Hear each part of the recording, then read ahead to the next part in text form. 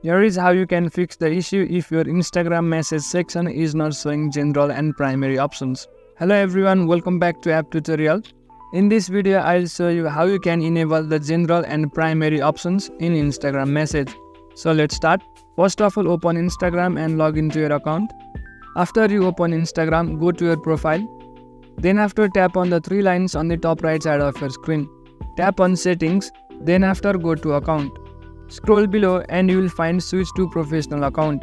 Tap on it, then after tap on continue until the process completes.